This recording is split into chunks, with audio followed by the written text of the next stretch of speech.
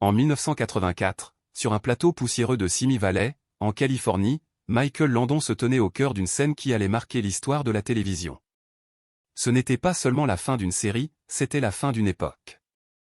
Pendant 9 ans, La Petite Maison dans la Prairie avait captivé des millions de téléspectateurs, incarnant les valeurs de la famille, de la foi et de la résilience face aux épreuves de la vie.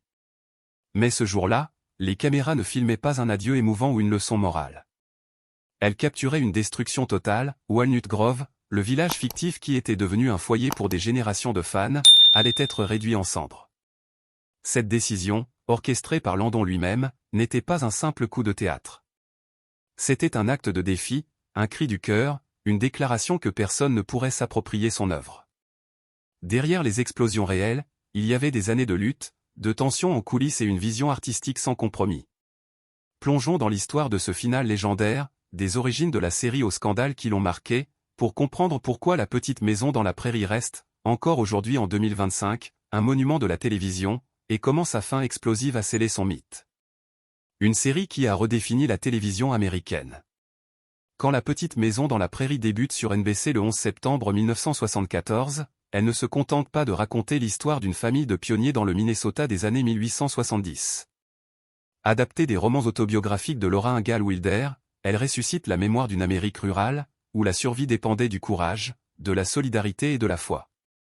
Mais ce qui distingue la série des autres drames familiaux des années 1970, c'est Michael Landon. Acteur principal dans le rôle de Charles Ingalls, il est aussi le showrunner, scénariste, réalisateur et producteur exécutif. À 38 ans, Landon, déjà célèbre pour Bonanza, fait de La Petite Maison son royaume.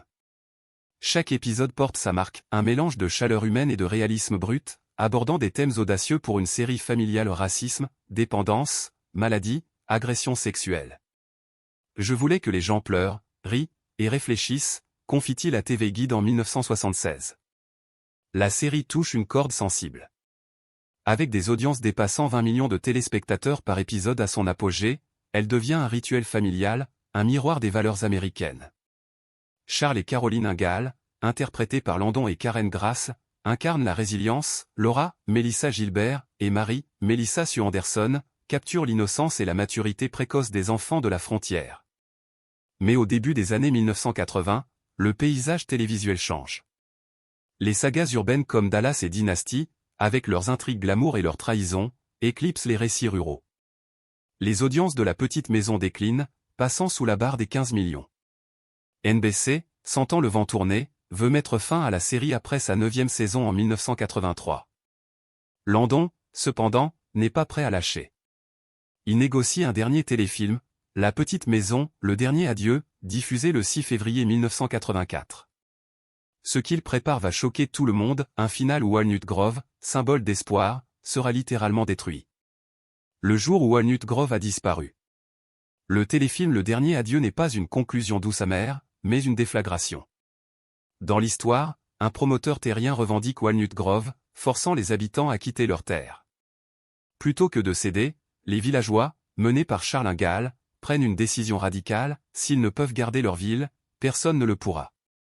Ils posent des explosifs dans chaque bâtiment: l'école, l'église, le magasin général, la maison des Ingalls et, un à un, font tout sauter. Cette destruction n'est pas un effet spécial de studio. C'est réel. À Simi Valley, le décor construit en 1974, avec ses façades en bois patinées par une décennie de tournage, est dynamité en une seule journée d'août 1983. Des charges explosives, posées par une équipe de démolition professionnelle, réduisent le village en débris en quelques minutes. Les acteurs, dont Melissa Gilbert et Karen Grass, regardent, en larmes, leur foyer s'effondrer. C'était comme enterrer mon enfance, dira Gilbert dans ses mémoires, Prairital, 2009. Landon, stoïque, observe les décombres fumants, les mains dans les poches, silencieux. Ce choix n'était pas seulement narratif, il était personnel. Landon, furieux contre NBC pour avoir annulé sa série, refusait que le décor soit réutilisé ou abandonné. Si ça ne peut pas être à nous, ça ne sera à personne, confie-t-il à un technicien, selon Entertainment Weekly, 1984. Cette destruction est un acte de rébellion, une façon de protéger l'héritage de La Petite Maison contre toute exploitation future. Pour les téléspectateurs, c'est un choc. Les fans, habitué aux leçons morales et aux happy ends, s'attendait à un discours émouvant de Charles, pas à une apocalypse. J'ai pleuré, mais j'étais aussi en colère, écrit une spectatrice dans un courrier à People en 1984. Pourtant, pour beaucoup, cette fin brutale reflète la dureté de la vie des pionniers. Parfois, survivre, c'est détruire ce qu'on aime pour préserver son essence. Les tensions en coulisses, un plateau sous pression. Derrière l'image idyllique de la petite maison, le plateau était un volcan. Michael Landon, charismatique mais autoritaire, régnait en maître. Son perfectionnisme forgeait la qualité de la série, mais alimentait aussi les conflits. Dès 1974, il s'oppose à Ed Friendly, co-créateur, qui voulait une adaptation fidèle et douce des livres de Laura Ingalls Wilder. Landon, lui, impose une vision plus sombre, cinématographique, écartant Friendly dès la première saison. C'était mon histoire, mes règles, dira-t-il à Variety en 1980. Karen Grass, qui joue Caroline, entre en conflit avec lui dès 1976, réclamant un salaire équivalent à celui de ses collègues masculins. Landon refuse, et leur relation se tend. Il pouvait être un ange ou un tyran, confie Grass dans Bright Lights, Prairie Dust, 2021. Elle admire son génie, mais déplore ses accès de colère. Les jeunes acteurs subissent aussi la pression. Mélissa Gilbert, 10 ans au début, voit Landon comme un père, surtout après le décès de son père adoptif en 1976. Mais en 1981, elle découvre sa liaison avec Cindy Clerico, la maquilleuse de la série, alors qu'il est marié. Pour Gilbert, déjà marquée par le divorce de ses parents, c'est une trahison. Elle coupe les ponts avec lui jusqu'en 1990, un an avant sa mort. Melissa Sue Anderson, qui joue Marie, s'isole sous la surveillance stricte de sa mère. Gilbert la décrit comme « un mur » dans Prairie Tal, notant leur incapacité à se parler hors caméra, malgré leur complicité à l'écran. Les techniciens, eux, surnomment les journées intenses, jours à 3 caisses, ou 3 caisses de bière Corona aidaient à supporter la chaleur de Simi Valley, où les températures dépassaient 40 degrés Celsius.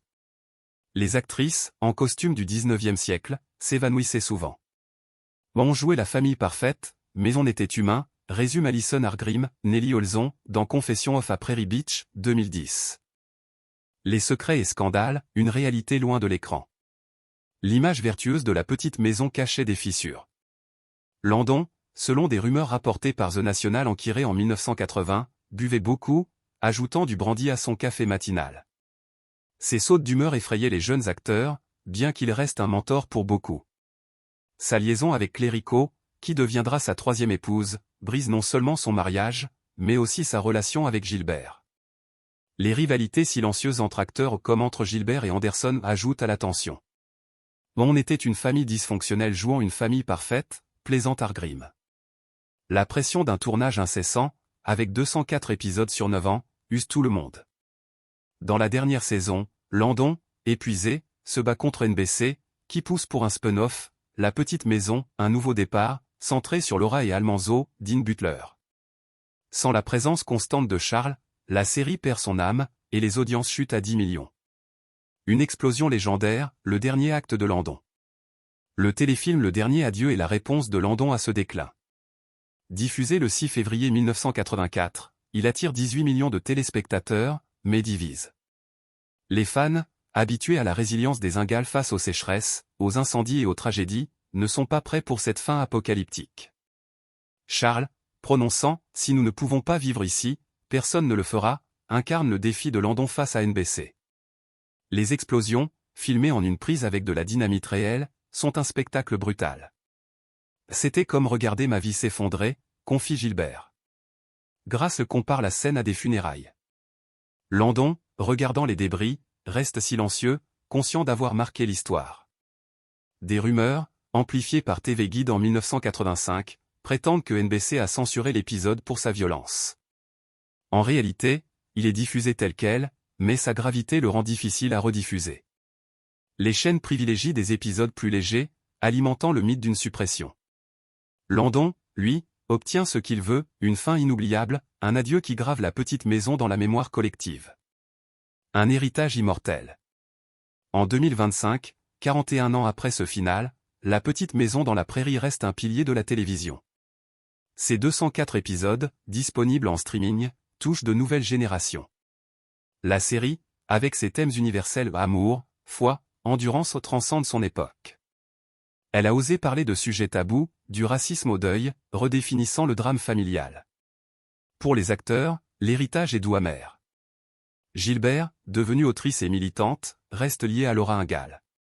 Grace, réconciliée avec Landon avant sa mort en 1991, parle de lui avec tendresse. Argrim transforme Nelly Olson en une carrière comique. Landon, emporté par un cancer à 54 ans, laisse derrière lui les routes du paradis et un vide immense. Il était notre Charles, dira Gilbert à People en 1991. Les ruines de Walnut Grove ont disparu, mais son esprit perdure. La série n'est pas aimée pour ses explosions, mais pour son cœur, un rappel que la famille, imparfaite, est une force.